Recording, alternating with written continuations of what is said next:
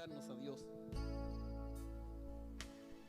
Yo creo, hermano, que hoy la triste realidad de la iglesia de hoy, hermanos, por una sola cosa, por falta de consagración a Dios.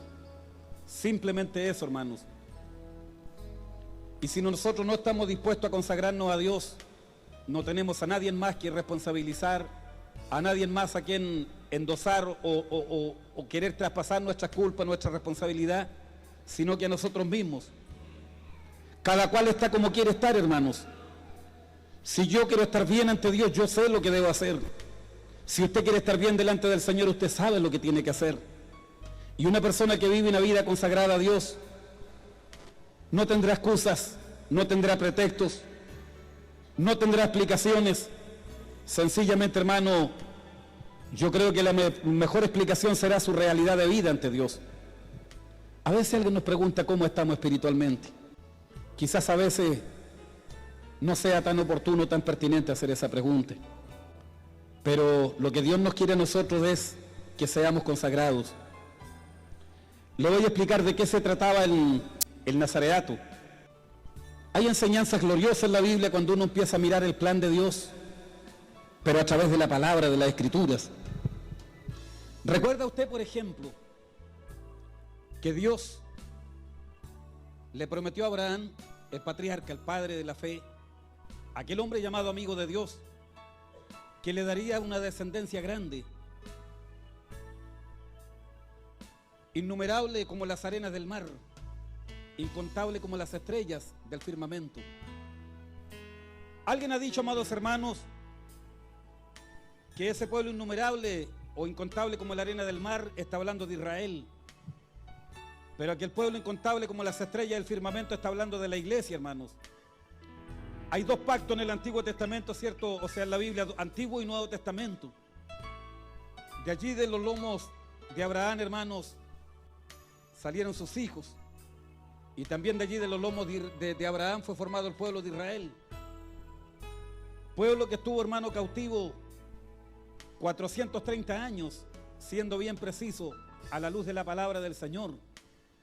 ¿Sabía usted por qué este libro se llama el libro de los números? Porque habla de dos grandes censos, habla de las dos oportunidades. Cuando Israel fue censado, fue contado no en su totalidad como nación, sino, hermano, para contar cuántos hombres de guerra habían en Israel. El primer censo se hizo a los 2 años que el pueblo había salido de la cautividad de Egipto. Y 38 años más tarde, cuando ya estaba terminando el peregrinar del pueblo de Israel en el desierto, volvió a hacerse el segundo censo. La primera vez hubieron 603.000 y algo de soldados que tenía Israel. Y en el segundo censo habían 601.000 y algo. En total, lo único que recuerdo bien preciso, hermano, bien exacto, es que al menos en el segundo censo habían 1.820 soldados menos que la primera vez. Significa que el pueblo no se multiplicó en esos 30 años, el pueblo no creció, anduvo dando vuelta en círculo. Alguien dijo por ahí, un comentarista bíblico, que la marcha fúnebre más larga de la historia había sido la del pueblo de Israel allí durante los 40 años que anduvo divagando en el desierto. Ahora, hermanos, hay una cosa que es clara. Las tribus de Israel eran 12 y escogió Dios a una tribu en especial para que fuera tribu de sacerdotes para Dios. Ese fue el mensaje de conferencias. Yo sé que a esta altura de la vida ustedes ya no se acuerdan, en el mes de enero cuál fue el mensaje que estuve predicando en el teatro de San Javier. Pero ese día hablamos, hermanos, y tocamos este punto que voy a hablar ahora, que la tribu que fue escogida, hermanos, de Israel para el sacerdocio fue la tribu de Leví. Y de la tribu de Leví, hermanos, específicamente la casa de Aarón o la familia de Aarón fue la escogida para llevar el sacerdocio de Dios adelante. ¿Y sabe por qué? La Biblia dice que cuando Moisés estaba en el monte allí, en el monte Sinaí, y él fue allí para recibir las tablas de la ley, mientras él estaba arriba en la presencia del Señor en oración y ayuno, mientras aquel lugar temblaba, hermano, por la presencia de Dios, caían truenos, relámpagos y el monte estaba cercado por la gloria de Dios. de manera que no había animal ni persona que pudiera subir al monte, si no iba a perecer. Pero ¿qué estaba ocurriendo allí a la espalda de Moisés? ¿Recuerda usted? ¿Qué estaba pasando con el pueblo de Israel y con Aarón, su hermano? Mientras Moisés estaba allí consagrándose a Jehová, ¿qué estaba haciendo el pueblo? Dice la Biblia que el pueblo, hermano, tomó todos los objetos de oro y se los entregaron a Aarón y fundieron e hicieron una imagen, un becerro de oro. Cuando Moisés, hermano, baja del monte, eso está en Éxodo 32 por ahí. ¿Sabe, hermano? Cuando él baja, su espíritu se enardeció. El hombre estaba furioso, no podía estar más enojado. Confronta a su hermano y le dice: Aarón, ¿qué es lo que has hecho? ¿Cómo es posible que hayas caído tan bajo? ¿Cómo es posible que estés traicionando y estés siendo desleal a Jehová tu Dios? ¿Y sabe lo que hace en ese momento Moisés? Porque entendió que la mortandad venía de parte de Jehová, el juicio era inminente, hermanos, era inevitable. Entonces él dijo: ¿quién está de parte de Jehová? Los que estén de parte de Jehová, gánense aquí al lado mío, dijo, alínense conmigo. Y la única tribu, hermanos, que se alineó con Moisés y dijo: nosotros estamos de parte de Jehová, fue la tribu de Leví. Aquí hay dos enseñanzas para la iglesia y para el cristiano de hoy. Primero, hermano, que nosotros no debemos confiar en nuestra carne porque es débil, es inclinada hacia el mal, hermanos. Y segunda cosa, que nunca debemos tener duda alguna, que jamás debemos de vacilar, que al momento de tomar una decisión, al momento de optar por algo, siempre tenemos que decidir por Dios. ¿Cuántos dicen amén? Cuando haya que decidir, hermanos, y tomar decisiones, Dios debe ser, hermanos, el preferido de nuestra elección. Es como cuando Josué dijo a Israel: ¿hasta cuándo claudicáis? Dijo. Muchas veces Israel claudicó, hermano. Ustedes decidan, dijo Josué a Israel, a quién sirvan, dijo. Ustedes tienen que decidirse una vez por todas. No pueden andar claudicando, no pueden andar por ahí, ¿cierto?, entre sirviéndolo a los ídolos, a los dioses falsos y al Dios verdadero. Pero yo y mi casa, dijo. Su decisión estaba tomada, yo y mi casa. ¿Qué más dijo? Serviremos a Jehová. ¿Y cuántos de los que estamos aquí en esta noche estamos dispuestos a decirle: Señor, yo y mi casa serviremos a Jehová? ¿Quién está de parte de Jehová?, preguntó Moisés. Y la única tribu entre las 12 que se alineó con Moisés y con Jehová fue la tribu de Leví. Pero ojo, hermanos, con una cosa: los levitas eran encargados, hermanos, de los utensilios. Yo creo trasladar el tabernáculo, los objetos del tabernáculo, el arca, que la fuente de bronce, que los panes de la proposición, que esto, que este otro, ya estaban allí para las cosas materiales del templo. En cambio, hermanos, los de la casa de Aarón estaban preocupados de la parte espiritual allí, del culto a Jehová. En los tiempos del Antiguo Testamento, hermanos, los tiempos bíblicos, si alguien quería ser un servidor de Dios, si alguien quería ser un sacerdote de Dios, tenía que ser levita y sobre todo de la casa de Aarón. ¿Y qué pasaba si no era levita y no era de la casa de Aarón? No podía ser sacerdote. ¿Se imagina usted, amado hermano, en estos tiempos? Si Dios pusiera las mismas condiciones en este tiempo, ¿cuántos podríamos servir a Dios? Ninguno, prácticamente. De partida no somos israelitas, no somos ni levitas, ni tampoco venimos de la casa de Aarón.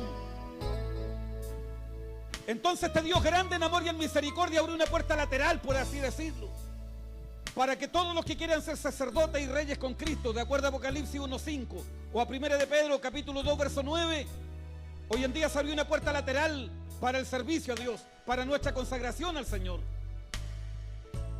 Hoy en día, hermano, tenemos un sumo sacerdote que se llama Jesucristo, el cual viene no de un orden conforme al de Aarón, como dice Hebreos capítulo 7, sino, hermano, él tiene un sacerdocio conforme al orden de Melquisedec. No es un sacerdocio temporal como lo fue el de Aarón, sino que el sacerdocio de Cristo es eterno, es para siempre. Y por ser hijos de Cristo, hermanos, por ser parte de la iglesia del Señor, hoy en día tenemos esa puerta lateral abierta para nosotros. ¿Qué dice Apocalipsis 1:5? El cual nos hizo, dice, reyes y sacerdotes para Dios. Y también 1 de Pedro capítulo 2 verso 9, la Biblia dice: vosotros sois real sacerdocio santo, pueblo escogido para Dios. Hoy en día todos nosotros somos sacerdotes del Señor. ¿Dónde está la diferencia con los sacerdotes del Antiguo Testamento? No estoy hablando de los curas de la Iglesia Católica, yo estoy hablando de los sacerdotes de Israel, hermanos. En que antiguamente solo los sacerdotes podían traer los sacrificios, los holocaustos a Dios. Solamente los de la casa de Aarón podían ejercer el sacerdocio y poder allí presentar la ofrenda por los pecados. Y había un hombre, el sumo sacerdote, y el primer sumo sacerdote en la Biblia que encontramos fue Aarón. Y él se presentaba una vez al año aquí en el lugar santísimo para ofrecer sacrificio por sus pecados y por los de todo el pueblo. Y el resto de la historia la sabemos, si estaba en pecado, todo lo demás usted lo sabe. Pero hoy en día, hermanos, con el sacrificio de Cristo en la cruz en favor nuestro, hoy en día cada uno de nosotros podemos ser sacerdotes del Señor. Podemos prestar un servicio voluntario a Dios. Pero para servir a Dios tenemos que llevar vidas consagradas a Él. No basta solamente con el entusiasmo. No basta solamente con las buenas intenciones de servir a Dios. Detrás de esto tiene que haber una vida consagrada al Señor. Dios nos bendiga.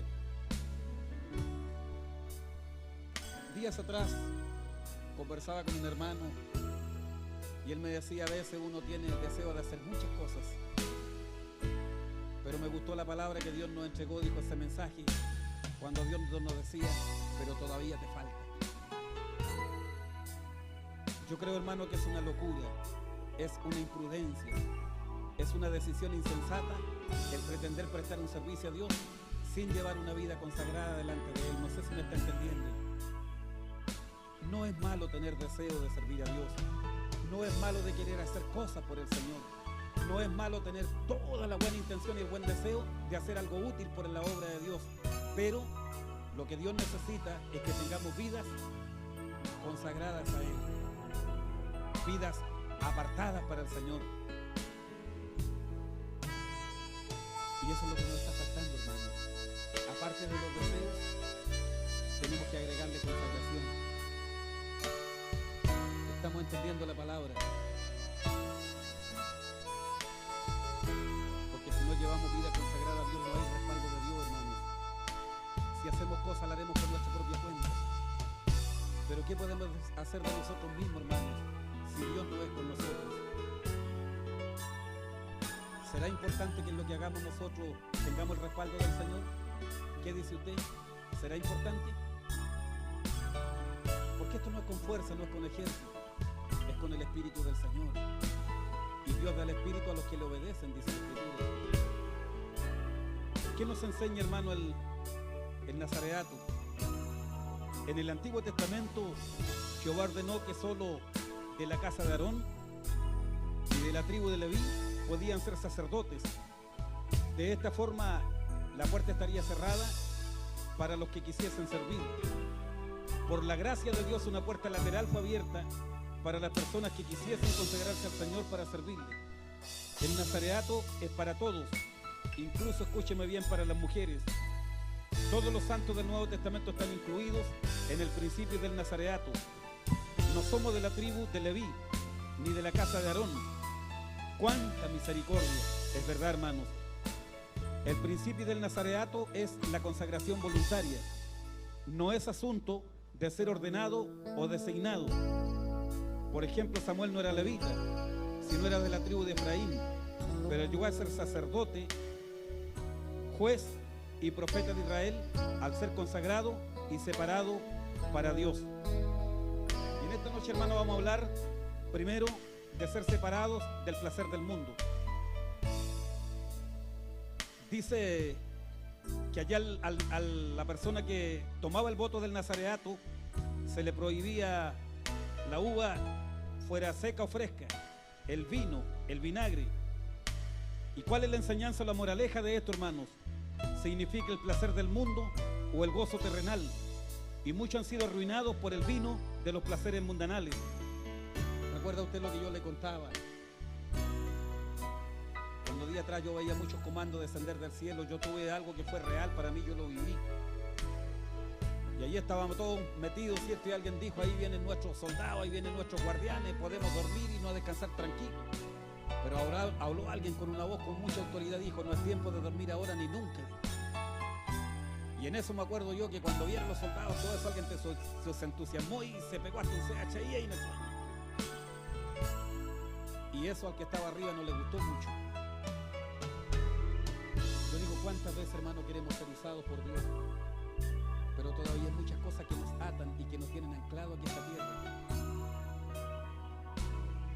Yo no les digo, hermano, que no miren nunca un partido de fútbol por televisión, pero ya no estoy en la parada, hermano, de decir me voy a quedar en la casa porque hay un partido importante, aunque sea la Copa América, hermano. Aunque sea la final. Yo tuve tiempo de haber visto, cierto, por lo menos prácticamente todo el segundo tiempo en Santiago y la tanda de los penales y todo eso, lo pude haber visto. No lo hice. Amado hermano, uno va a tener que negarse a muchas cosas. Yo creo, hermano, que la gran decisión que tenemos que tomar es qué hacemos con nuestro tiempo libre. Porque hay tiempo que uno tiene que dedicarlo a las cosas, a su trabajo, por ejemplo, el que estudia, a sus estudios. Cuando llega la hora de dormir hay que dormir. Pero el asunto es cómo estamos manejando, es cómo estamos administrando el tiempo libre que tenemos. Hoy en día el computador, la televisión están causando furor en nuestros hogares. Muy poco tiempo para orar, muy poco tiempo para leer la Biblia, muy poco tiempo para buscar el rostro del Señor. Entonces así no se puede, hermano. Vamos a tener las ganas, vamos a tener mucho deseo de hacer un montón de cosas, pero tenemos que llevar una vida consecuente, hermanos. Que Dios nos bendiga. Entonces, hermanos, por eso es que, como dice 1 Corintios 7, versículos 29 y 30, dice que el que tiene esposa como si no la tuviese, el que tiene bienes de este mundo como si no los tuviese, conociendo ya que el tiempo es corto.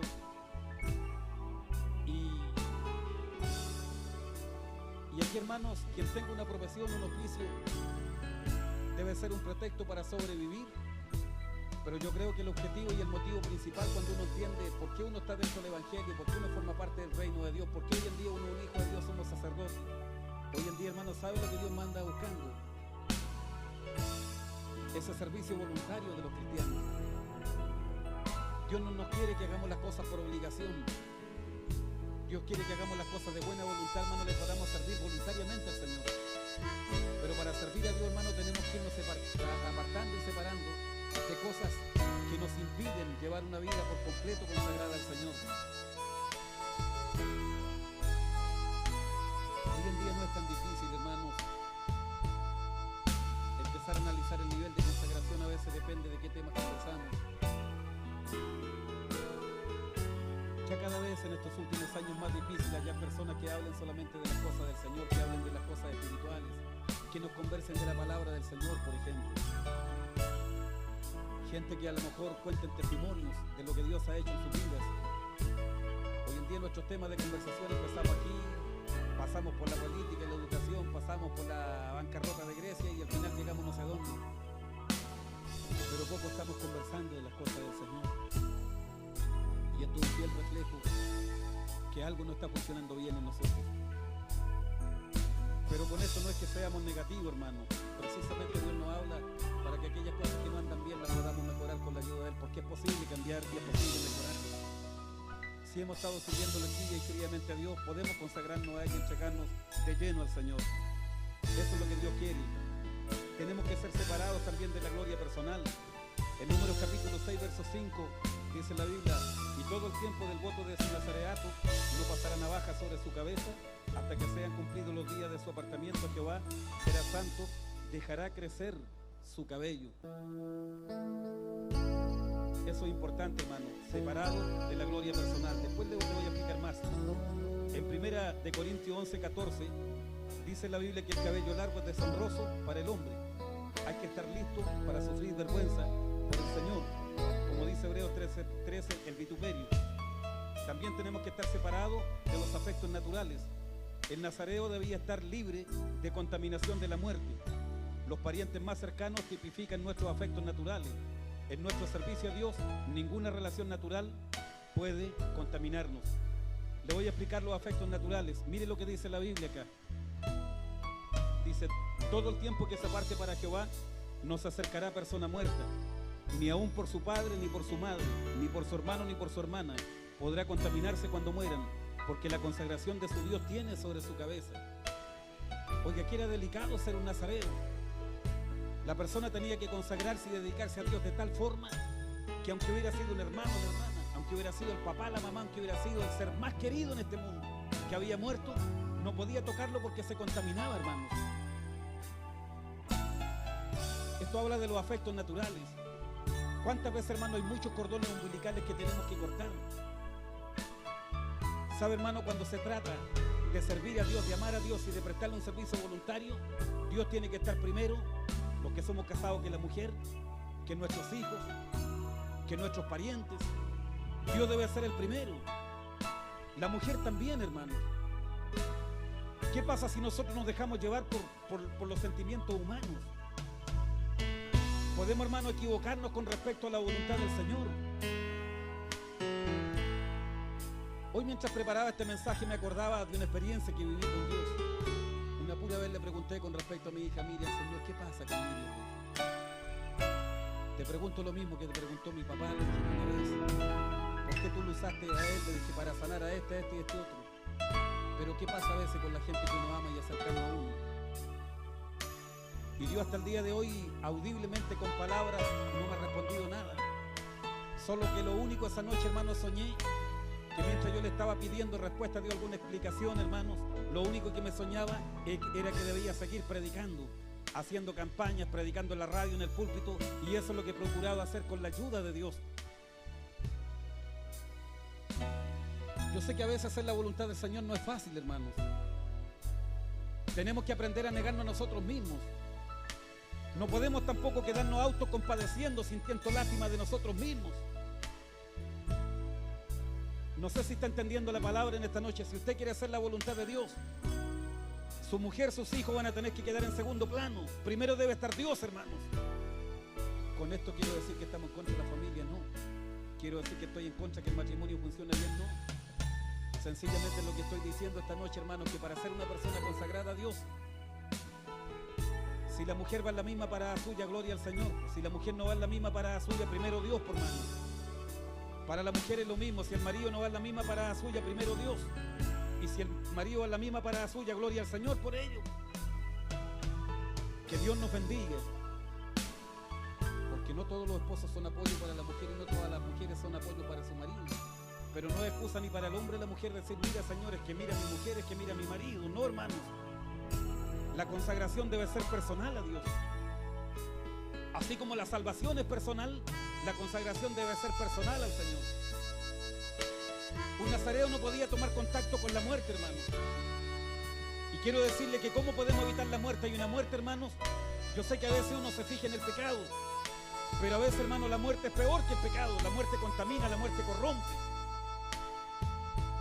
Cuando recién muere un muerto, a lo mejor no nos damos cuenta de lo terrible que es la muerte. Pero si pudiéramos abrir una urna, destapar una fosa, hermanos, y ver un muerto después que han pasado algún tiempo, nos daríamos cuenta como a los pocos días los gusanos ahí, el hedor, ¿cierto? Empieza todo esto, la corrupción ahí en el cuerpo. Sería terrible ver el espectáculo de un cuerpo ya muerto después de algunos días.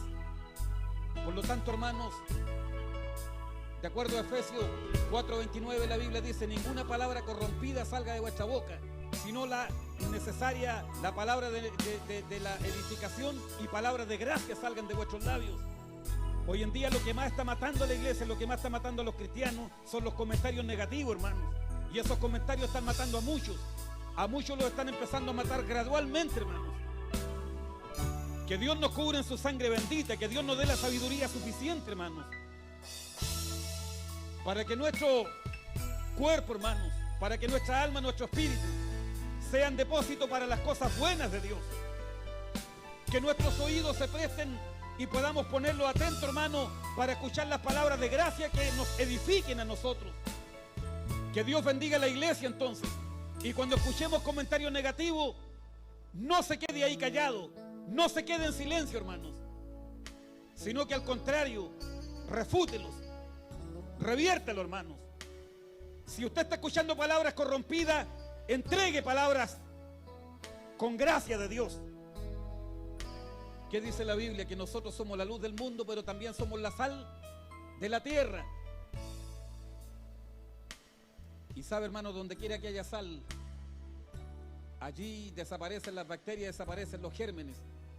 Antiguamente en los tiempos bíblicos, hermano, como no habían de estos vitrinas refrigeradas, ni habían refrigeradores, ni habían congeladores, ¿qué es lo que hacían para preservar los alimentos, sobre todo el pescado? Le ponían sal. Que Dios bendiga a la iglesia entonces. Cuando escuchemos palabras corrompidas, hermano, pongámosle algunos comentarios por ahí con sal. Pongámosle sal a nuestras conversaciones. Palabras que edifiquen, hermanos. Palabras que sean de bendición. Que Dios bendiga a la iglesia. Me gustó lo que dijo alguien una vez. Alguien le pregunta a otro, le dijo, ¿cuál es la iglesia a la cual tú vas? A tal iglesia. Mejor ni me nombres tu iglesia. Yo conozco al pastor de esa iglesia. Yo conozco a los hermanos de la iglesia. Yo conozco al jefe de los jóvenes de esa iglesia. Yo conozco a este y a este otro. Y cuando el hermano se dio cuenta que querían hablar mal, le dijo, te falta una cosa.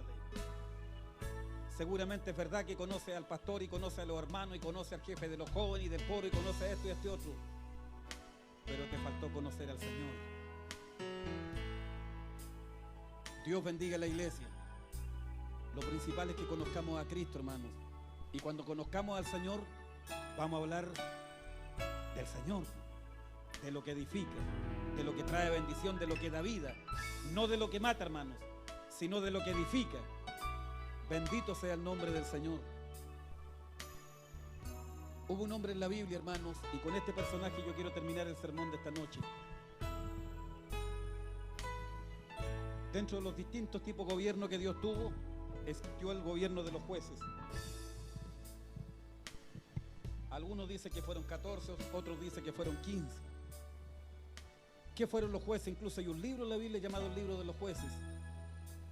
Fueron personas que Dios levantó, hombres, para por medio de ellos Dios dar libertad a su pueblo Israel. Pero ¿sabía usted que los jueces de Israel fracasaron? Es más, el libro de los jueces termina diciendo, y en muchas de sus partes dice, que hubo una generación que nos conoció la guerra, pero hay otra generación, los niños, que no conocieron a Jehová. Los sacerdotes que habían en los tiempos de los jueces, en vez de llevar al pueblo al conocimiento de la palabra, a una consagración, a una relación con Dios, no cumplieron con su deber. De modo que llegamos a los tiempos de Oseas, cuando la Biblia dice que el pueblo fue llevado cautivo por falta de conocimiento, hermanos. El tiempo de los jueces terminó muy mal, cada cual hacía lo que mejor le parecía, dice la Biblia. Y Sansón, hermanos, es un prototipo del nazareno o del nazareo que hace su voto de consagración, pero que no lo cumple ante Dios. Su pelo largo, en el cual radicaba la fuerza, Sansón lo usó para vanagloria personal en vez de la gloria de Dios. En cambio, cuando un hombre y una mujer quieren consagrarse a Dios, toda la gloria y la honra se le dará al Señor a quien pertenece. Porque si hay algo que Jehová dijo, y lo dijo con todas sus letras, categórica y contundentemente, dijo, porque yo Jehová, mi gloria, no la comparto con nadie. La gloria es solo para Dios, hermanos. Alguien puede predicar bien, pero ¿para quién es la gloria? Usted podría ser un buen tocador, pero ¿para quién es la gloria? Puede tener una linda voz, ¿de quién es la gloria? Puede tener un tremendo don de sanidad, de milagro, hablar en lengua, interpretar lengua, discernimiento de espíritu. Puede tener palabra de ciencia y sabiduría, pero ¿para quién es la gloria? Es de Dios, por hermanos. En cambio, Sansón andaba ufanándose de su fuerza. ¿Sabía usted que para los nazareos era el mismo principio con respecto al matrimonio y la familia que lo que era el requisito para un sacerdote? Tenían que buscar mujeres vírgenes del pueblo de Israel y tenían que ser del pueblo de Dios. No significa esto que necesariamente a lo mejor la mujer tenga que estar literalmente virgen, pero sí, hermano, una mujer temerosa de Dios, una mujer cristiana, una mujer de Dios, hermano. ¿Me entiende? Una cristiana que le ayude al varón, ¿cierto? Porque por algo no podemos nosotros contraer matrimonio en yugos desiguales. Quiera Dios bendecir los matrimonios en esta noche. Que ojalá el hombre sea un puntal para la mujer y la mujer un apoyo para el hombre. Que ninguno de ustedes se bajonee ni se baje los brazos uno a otro. Que ninguno le esté cortando la sala al otro, sino que al contrario, cuando alguien quiera, cualquiera de los dos que tome la iniciativa y dice esta noche voy a ir a alabar a Dios, el otro le diga yo voy contigo. Bendito sea Dios para siempre. Sansón, hermano, quebrantó todos los principios y los votos de Nazareato. Se fue a buscar mujer entre los filisteos. Se buscó más de una, hermano, y entre ellos se encontró con Dalila, que le arrancó el secreto de su fuerza. Más tarde fue el hazmerreír en manos de los filisteos. En vez de hacerle el quite a todo lo que tuviera que ver con las viñas, Sansón era de esos que andaba metido por en medio de las viñas, por hermano. Dios nos bendiga. Se cortó su pelo. En vez de huir de lo que era con olor a muerte a los cadáveres, lo andaba buscando. Que nos dice la Biblia que un día con una quijada de asno mató un león. Y a los pocos días volvió y después vio, hermanos, que había un panal de miel ahí y comió de la miel. De todo lo que no podía hacer un nazareo, Sansón hizo todo lo contrario. Y al final, ¿cómo terminó, hermanos? Sin ojo, ciego, siendo motivo de burla de los filisteos. Lo mandaron allí a una piedra de molino a hacer trabajo de las mujeres. Se mofaban ahí en su presencia, hermanos, por no haber sido un hombre consagrado a Dios. No puede pasar lo mismo en este tiempo. Si la gente ve que usted hoy en día le sirve a Dios, si la gente lo ve que usted viene a una iglesia, pero ¿qué pasaría si el día de mañana lo ven descarriado?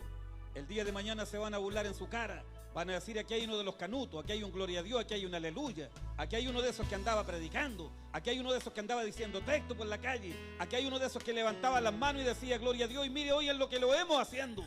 Así quisiera vernos el diablo, hermanos, pero así no quiere vernos el Señor. Pero hay otro hombre que también fue consagrado a Dios y tenemos un lindo ejemplo de él, como fue el profeta Samuel. Un hombre, hermano, que desde los días de su infancia vivió toda una vida en el templo, que recién a los 30 años el hombre llegó a ser un sacerdote, un juez y un profeta de Dios. Pero un hombre con una vida, hermano, tan íntegra, que la Biblia dice que en todos los días del ministerio profético de Samuel, Jehová nunca dejó caer ni una sola de sus palabras en tierra. Cuando Samuel hablaba, Dios confirmaba. Cuando Samuel profetizaba, Dios cumplía, hermanos. ¿Por qué? Porque era un hombre que llevaba una vida consecuente delante de Dios. Con Samuel empezó una nueva era, una nueva época, un nuevo tiempo espiritual.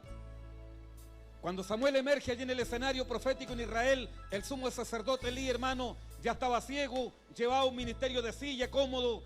Incluso 2 veces en la Biblia se nos muestra sentado en una silla, y cuando murió cayó sentado en la silla hacia atrás. Le dijeron que sus hijos habían muerto, hermanos, allí en el campo de batalla, que el pueblo de Israel había sido vencido, que habían muerto 30.000 israelitas y que el arca del pacto había sido capturada por los filisteos. Y el hombre de la impresión estaba gordo, obeso, se desplomó, cayó hacia atrás y se desnucó. Símbolo, hermano, de un ministerio envejecido, de un ministerio rutinario. Sus hijos, dice la Biblia, que no temían a Dios, fornicaban con las mujeres en el templo. Y sabe, amado hermano, pero a Samuel dice que le fue dado un ministerio, el cual no le iba a ser quitado, y andará delante de ungido todos los días de su vida, dijo. El día que Samuel se retira del pueblo de Israel, todo Israel se echó al cuello de él y lo lloró, hermano, porque era un hombre recto, un hombre íntegro ante la presencia de Dios. Ese tipo de hombres que Dios anda buscando para poder usar sus vidas en este tiempo, hermanos. Dios nos bendiga en este tiempo. Vivimos días difíciles y la única manera, hermanos, que la iglesia siga siendo la luz del mundo y la sal de la tierra es con hombres y mujeres consagradas al Señor, pero voluntariamente. Dios nos bendiga. Dios está necesitando hombres en este tiempo. ¿A quién enviaré?, pregunta Dios todavía. ¿Y quién irá por nosotros? Queremos hacer muchas cosas en bien de Dios. Está bien, hermano, pero consagremos nuestras vidas al Señor. Pongámonos de pie.